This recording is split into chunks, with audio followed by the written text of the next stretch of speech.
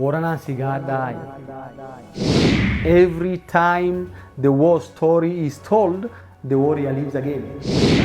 Kauja kalaan dheedhaan cuf gaarii xiqqaa tokko namni fudhatee gad dhufu tokko warka wagaa farda. Nami guyyaa cuf korkan kee jiru, ka duubnu baaduu akkanum jiru, ka malamarii achiin kee jiru, ka dudduuba baada waan kana keessa baan kaannu akkanum jiru. Namsu malamarii Borana keessa baasu mala. But as long as there is a Dayo Basu governor aspirant, this coalition will not happen because there has always been mistrust issues between Jidda Maliyu and Dayo Basu. And that is the cause of division. Karaan kun cufama nami karaa kan bahu danjiru karaan kee cufama oriin wak dhiba jira fulaan cuf goddu laftiyoo man qabdu namu wal gaafata. You must take up the spear for your people.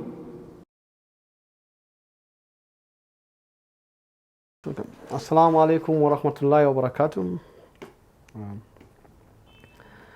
My name is A.G. Guracha.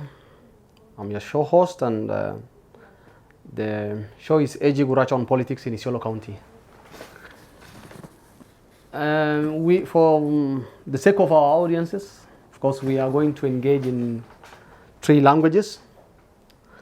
Afaan Booranaan dubbanna, Afaan Kengeresaalleen dubbanna, Afaan Kiswahiliilleen dubbanna. Wanni nu gubbaa dubbannu siyaasa. Siyaasan fin. Ami warri beekin beekam.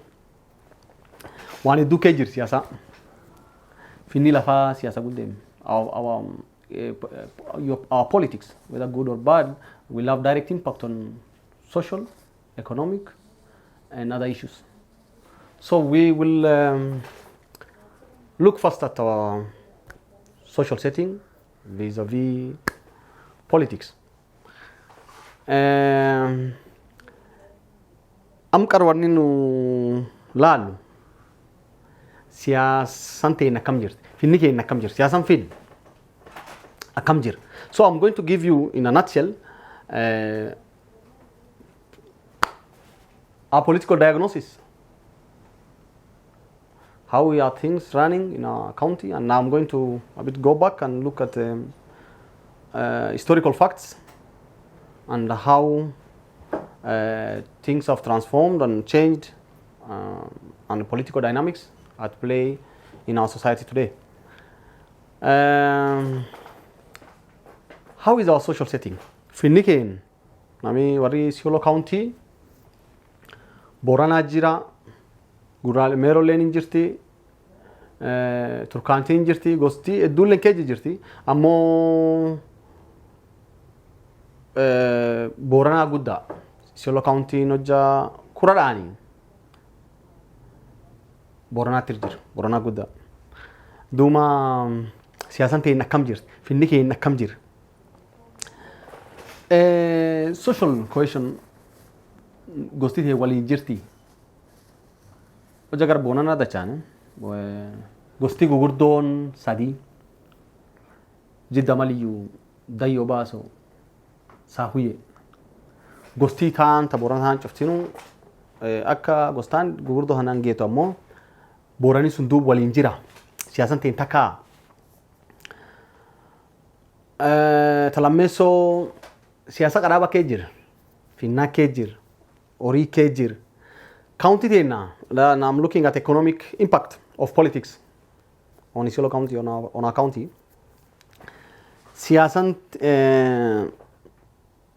finnaa kee jira, horii kee jira, qaraaba kee jira. Ijoolleen ta'e hojii qabdi. Horii laf jira, nami horii qaba. Nami iyyummaa poverty namaa goomti.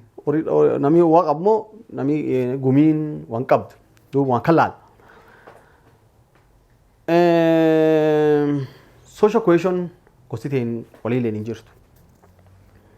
Namu guyyum kura barbaad kaan nam yaamee guyyaa kuraan obbanamuu gargar ba'a. Siyaasallee namni qaraaba kee jirullee warrum xixiqqaa fulaa siyaasa ta'an warra siyaasa kanaa ta'anutu waa nyaata malee gosti gumiin guddoo waliin hin jirtu. Qar siyaasa ta'in akkamiin akkan taate? Akkamiin Booranillee waliin hin jirtu? akkamiin iyyumtillee nu guddat akkamiin horiin lafaallee hin jirre horiin lafaa obbay maani dum laf hojja sila dhugaan fidanii hojja sila namni nam dur yaa'uuf namni nam gul yaa'ulleen namni nam dur yaa'ulleen akka saagare gumiin warri dur deem kun jirti jira diinillee waan jettu uma daalima rabbi guddaan kiyongozi daalim irkaaya dum nulleen akkanum kan namilleen akkanum jijjira waan qara in our politics our political dish our political cuisine is based on traditional recipe we sit first as a clan nu qara azatiin clanning gatete hojja siyaasan geetu jidda maliyuun achi teete dayyoo baasa achi teete digaluma xaarriin achi teete dambeenoon achi teete malatan we always have a plan and there is elders input that's why I said there is a coming up with a political cuisine in coming up with a political dish we usually use traditional recipe how so how we have elders input hojja jaarsi sila manguddoon dhugaan nam dur deemte finnilee nu midhaaga gumiin malee hojja malii midhaage finniin midhaaga yoo dhugaan jaaroleen dhugaan hin murre hojja namni dhugaan nam dur hin deemne namni hin dhibamu namni malii hammaatu finniin hammaata jaaroleen mala warri maanguddoo mala namni malii isaa hammaatu finniillee ni hammaata duuba waan gabaabdu tokko duraa jedhe durii xiqqoo tokko nam tokko jiru nama kun iyyeessa qaru ufumataa maatillee qabaa ufumataa nami kaan ammoo ollaan guddaa is dhaatu nam dureessa jira nam kun akka malee horii guddaa qaba innaan nami kaan fikire nama kun iyyeessa ufumataa qarga fuudhee kan naatii sedheen yoo qara waan nyaatee dhugiin qabu nam kaayyaam waan attaatu horii kan naatisi horii kan naatisite nalleeni horii sii kennaa jedheen nami kaalleen dassa irra fudhatee kayyeessa kaan horii kaan tisseef in eegat duum horiin tissaa jii kunniin obbaa oman argatu jii kaalleen obbaa oman argatu innaaf gaafat garumaan ufaa sa'i jii kaan dhibiin obbaa oman argatu wom hojjata oman argatu innaan uf gaafate isii nami kee kun obboleessi kee kun nama kun nu soddaallee qara atiyyuun qabdaa oman qabdu edhe na yaame hujii tan waan kan hojjadhi waa argatta naan jedhe isii iyyumtittan irraafatu moo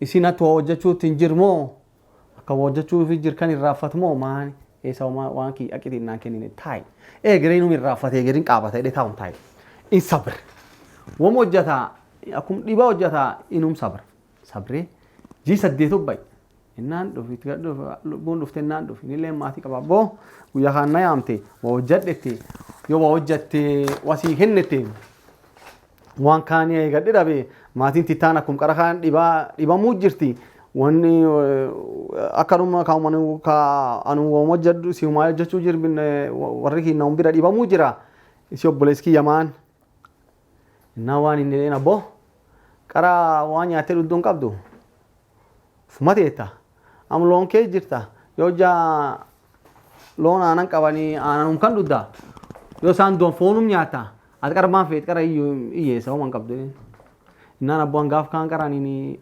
iyyumaak du'a jira waan nyaadhee dhugiin qabu aanan kakkee kan si hojjedhe aanan kakkee kan dhugee foon hojja horiin kakkee du nyaadhe moo sit koo waa hojjedhu wasii kenna naan jedhu obboleeskii jedhee innaan qargar garam nageessite dhiyyeessaa si ilaallee garat nageessi dhibiin hin jiru innaan yoo sin quumne booranaan si gaadhaa jedhe booranaan gahe innaan nami kaan taajir dureessi kaan waan hin nufi hin jedhe booran si ilaallee jaarolumaa dhufa yoo jaaroleen qa'een dhufte sangaa qalaa fi yoo sangaan ibiddi kore jaaroleen foon hin suufti Yoo foon suufti silaallee ka waraan dhiigallee hin bahin jettu jedhu. Kamedha? Silaallee booran inni itti jaarolumaa gad dhufa qaawumti tan dhufti yoo jiin qa'ee dhufte sanguun qalaafi osaan gaanii bitkoree ka foon suufte silleen qara beeluun qabdi jaaroleelleen yoo foon suufti silaallee ka waraan dhiigallee baasi hin jettu hin jette namni kaan iyyan fiigee akkuma kaan jaaroleen rikkettee gaaddis dhufte jaaroleen taante teetti. Inilleen jaaroleen dureessilleen jaaroletti teetti argennaani sangaa qaariis hin qaale sangaatti bitti kore jaarolee isaan foon suuf jaarolee foon suuftennaan duuba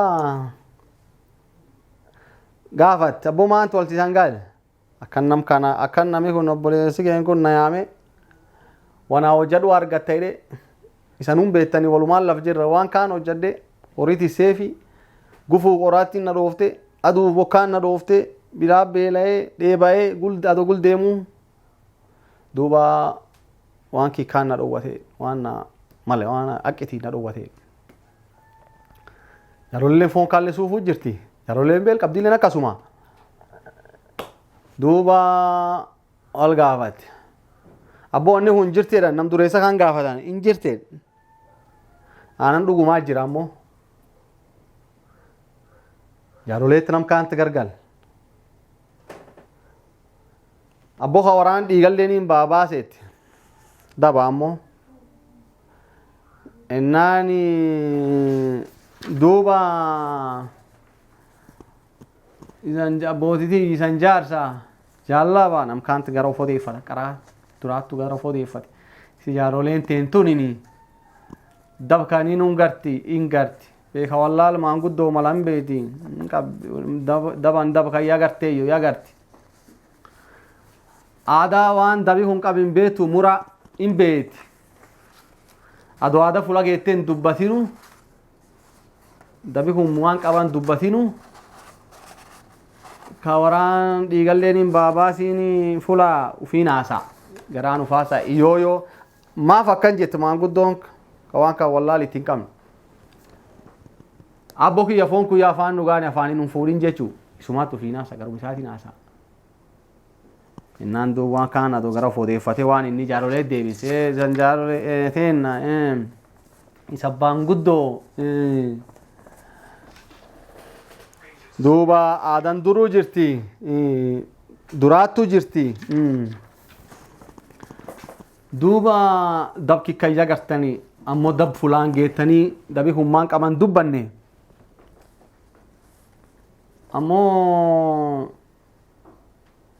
yoo isaanii ka waraan dhiigallee hin baabaasettan hin baasaa maan jennaan kaan qabuullee isanuma ammoo akkiyyaatti dabi kii fulaan arganne fulaa geettanii naan dubbanne dabi agartanii dabi kun maan qaba mura hin dubbanne kaanummaan gaaddisaa baasu naan dubbanne naquuti ammoo yasan guldeebi'e anaa birri hin beeku abbollee waaqirri hin beeke maanguddoo guldeebi'e jaarolee yaantu al gaafate si akki mucaan jedhu kun dhugum dab fulaan geenne hin dubbanne fula geenne hin dubbanne biitti hin dubbanne yoos fulum geennu eeti jaaroleelleen xiqqoo agaraan xiqqoo ennaani abboya dabsite shanaan etteen nam kaani nam dureessa kaani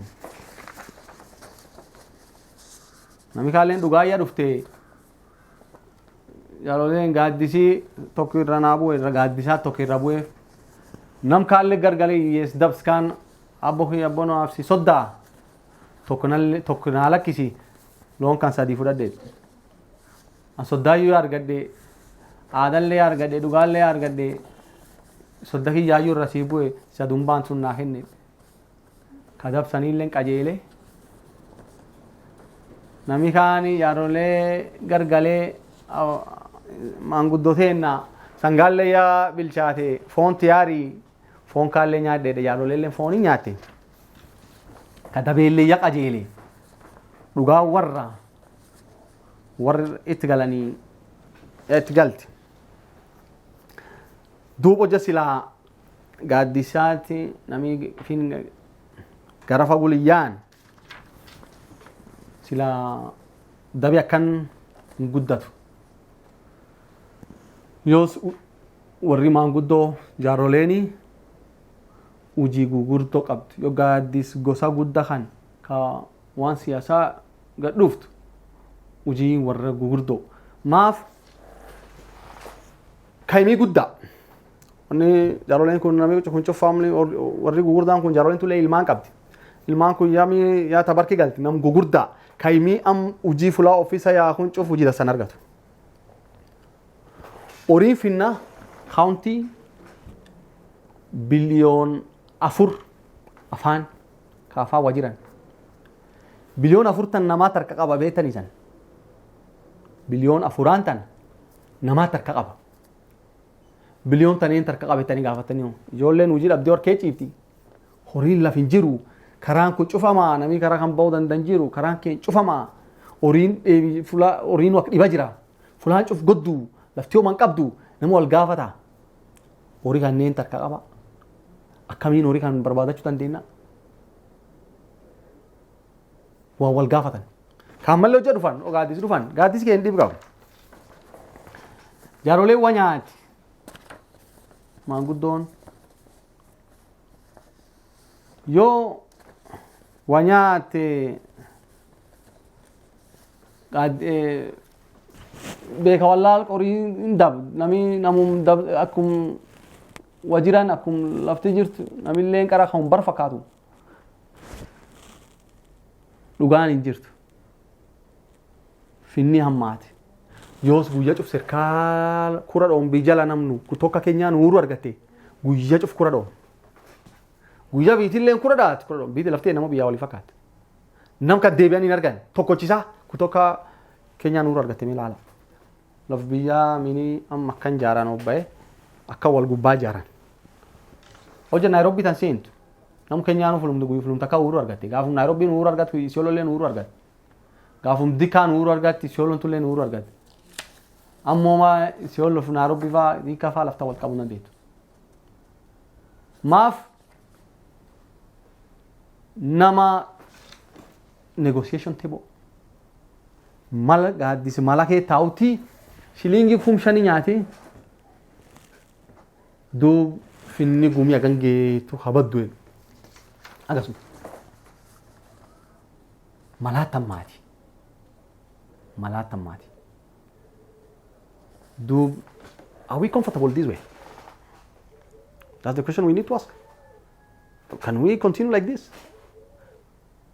We need to ask those serious questions.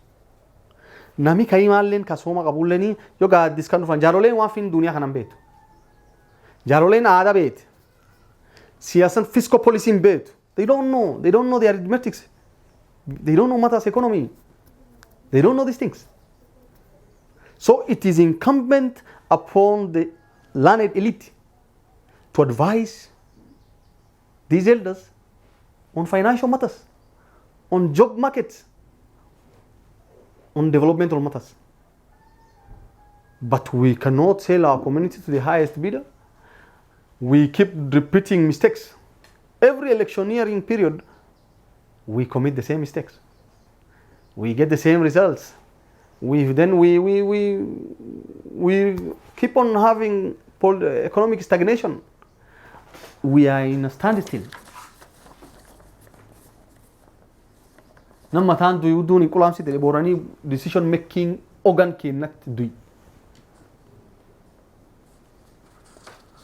nami beetta hojja laftii bineensora telle amma godaanfaa malatulleni yoo laf shilmiin it guddoo yoo laf bishaan keessin jir gogalaanilleen gob yookaan eelleen faarfabu yookaan marrilleen xiqqaatu namiin godaan nami ammoo godaanulleeni laftaan agar galfanna o godaanullee in malata abuuruu erganii laf marra bishaan fa qabdu barbaadan yoo abuuruu wayin deebitu akkasitti it godaanan meeqa abuuratu amiin waan kee jir ka hubannu political coalitions siyaasa keenyaatiif ta'a Afrikaa guddina qara namni gosumaan malata akkasuma gaaf keenyaallee guyyaa jubilee coalition midhaafatan kuyyumaa fi kaleenjiina wal malati jallu of ballu jalle walum malati amtun in African that African social setting African clan system is usually in African setup and most of African institutions are based on that. So tradition ten, it's something which is as old as time. Ammo siyasan tenallee gara clan arithmetic.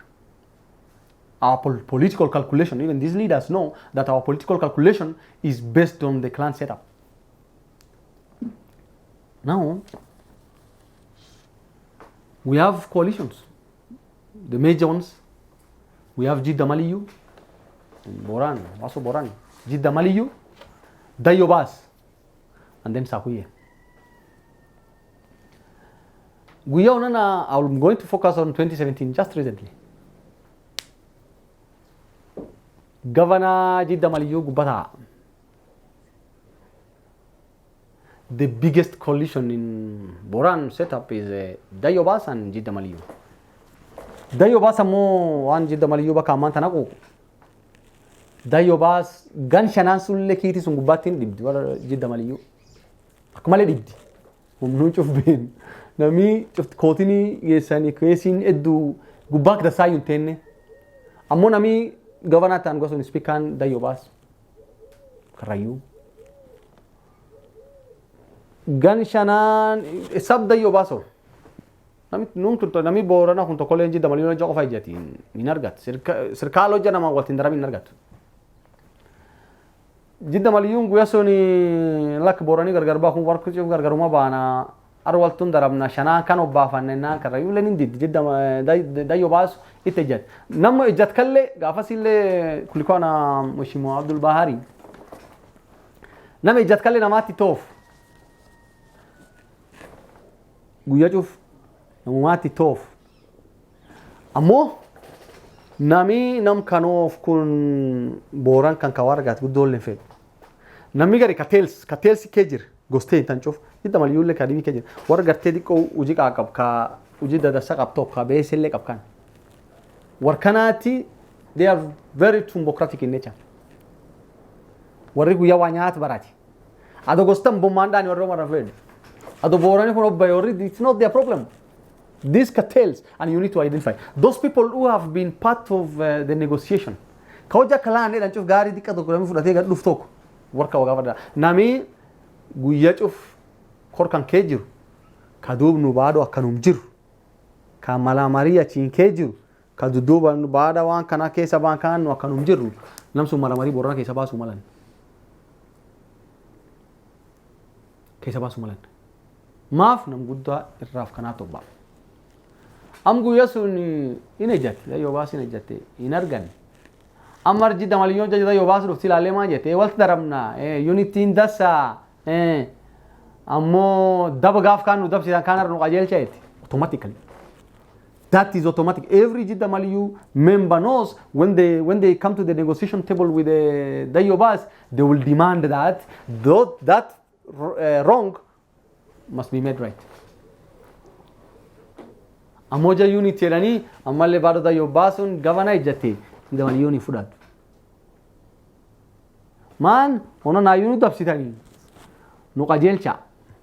So the only way the coalition between Dayobasu and Jidda Maliyu will take place is when Dayobas will give Jidda Maliyu governorship to right the previous wrong. And that is a fact. Then Digalumatari Dambenoon, Gos Boran Hanchufa, it will be easier to give them these positions. This is the political arithmetic that can work. But as long as there is a Dayobas governor aspirant, this coalition will not happen because there has always been mistrust issues between Jidda Maliyu and Dayobasu. And that is the cause of division. And that is where when the votes are divided, then someone else gets a chance. And Sahuye are also brothers, sisters. They are part of this community. They will look for positions.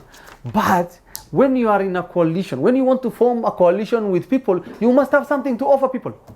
You can't have a governor, Sahuye, senator, Sahuye, and MP, Sahuye. Man biyakin ito jasun. Man biyakin ito biting kabdo. So I don't know. It's going to be very tricky for Sahuye this time. You know, they will come to the negotiation table. They might want a coalition with Jima. They might want a coalition with this other tribe. But they have a Sahuye governor. They will have a Sahuye senator. They will have a Sahuye member of parliament. Now, what will other people get? They can all, you know, in that kind of situation, they will have a very hard sell. It's going to be impossible. What will they do? They will have maybe to relinquish these positions, so that they will tell their senator and member of parliament to step down, so that they can go with the governor and they give the senator and member of parliament to other people. The coalition between Sahuye and other clans can only take place, one, if the other clan will take money. Yes, in a negotiation like that, I don't know, there is some statement previously said. Oja nami kan debi nori kab kati nori fetu. Asin len gara kabdani. Oja shilingi si genna nat fudatte debin kabd. Oja san shilingu sun challa feta. Oja so you can make a coalition with the Sahuye. Or the Sahuye can make coalition with the other clan and then relinquish some of the seats.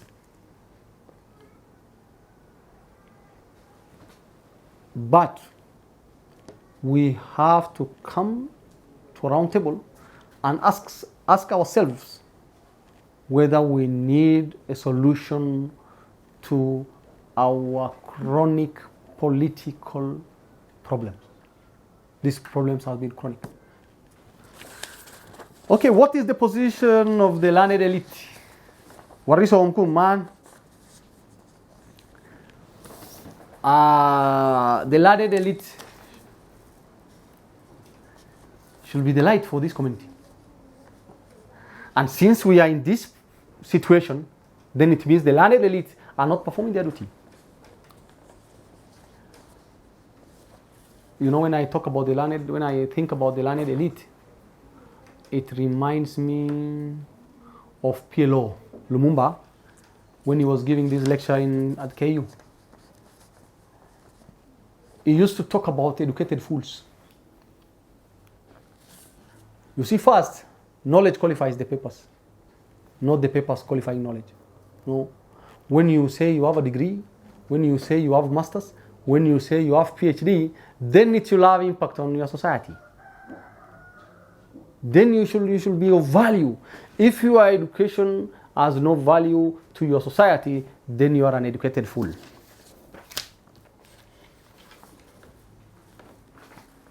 If you are giving wrong solutions because of tumbocracy, when you are commercializing, you are selling everything to the highest bidder, and you are educated, you went to school, but you are taking money and selling everything, selling all the principles, selling all, you lose everything because of money, then that is tumbocracy.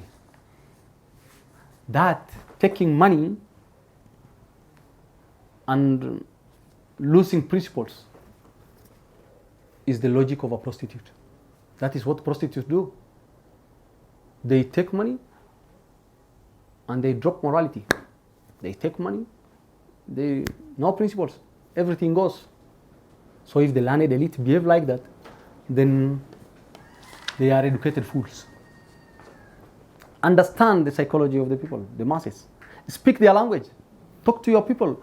Like the scout, like the way Professor Nyang Nyongo said in Daughter of the Lowland, you should brew with the enemy, but you should drink with your people. Always drink with your people.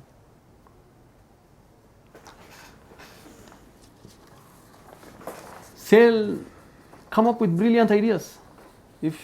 And I am pleading with the landed elite. Come up with great ideas, because you never know. This might be the time. There is nothing more powerful than an idea whose time has come. Be the brain behind revolution. A great many people, a great many leaders have been revolutionaries in history.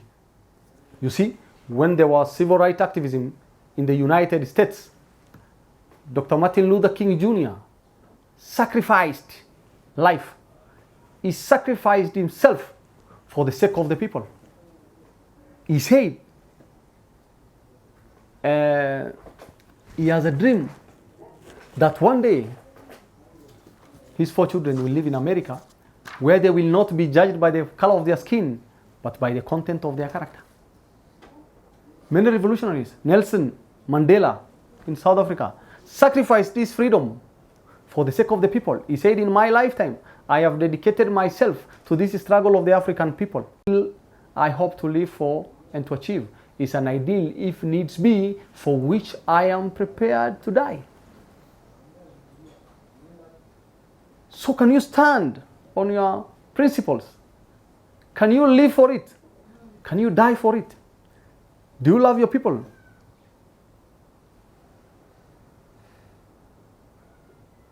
That is what the learned elite needs to ask themselves. Because these great men that we mentioned not only had the brains, they had the will. You must be ready to, in understanding, to be a man. You must take up the spear for your people. You must take up the shield. You cannot preach water and drink wine. That is hypocrisy, double speak. What is your war story as a young man? What is your war story as a learned elite? A warrior is known by his war story. Remember, the war story is more important than the warrior. You know why? One, every time the war story is told, the warrior lives again. Every time the war story is told, the warrior lives again. That is why we are talking about Nelson Mandela. And he's not alive, but he is immortalized by his war story. That is why we are talking about Dr. Martin Luther King Jr. That guy died. That is why we talk about Malcolm X. You know what Malcolm X said? Malcolm X said we cannot afford to talk diplomacy while looking through the barrel of a gun. You got to get a gun to put another gun down. You got to be a man. You got to step up when your society needs you. That's why you are alive. But what is knowledge when you don't have the willpower? What is knowledge for? Beeki cubbuu beekin ta'u beektaa? Beeki dedikee jiru beekin ta'u? Mijuun dhiiraa waan sadii qabuu malte. Beek qabuu malte. Beek sun onne bira qabuu malte. Onneen sun naasuu gosa qabuu malte. We have, most of those great men ask those serious questions. They were ready to face all this hardship. They were ready to stand behind their principles. They went to jail. They sacrificed their life, money, and time.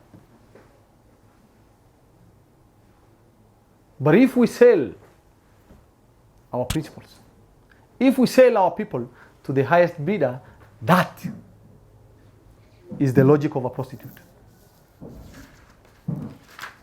So it's time the learned elite ask themselves, what's your war story? What is your war story? What is your war story? Because, like I said before, the war story is more important than the warrior. Why? The war story outlives the warrior. Every time the war story is told, the warrior lives again. And that war story will create more warriors.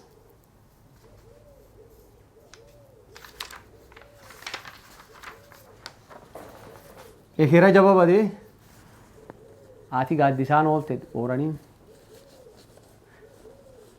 Janni bade, waan jir fakkaate. Jabaan du'i, waan jir fakkaate. Because that war story will immortalize a warrior. That war story will immortalize the warrior. So for our people, it's time that we stand up and make decisions in the interest of the masses. And it's been wonderful hosting this show. Thank you very much. May God bless you. And may God bless the people of Isiolo County. My name is A.G. Guracha, and I'm your host on the show, A.G. Guracha on Politics in Isiolo County. Thank you very much.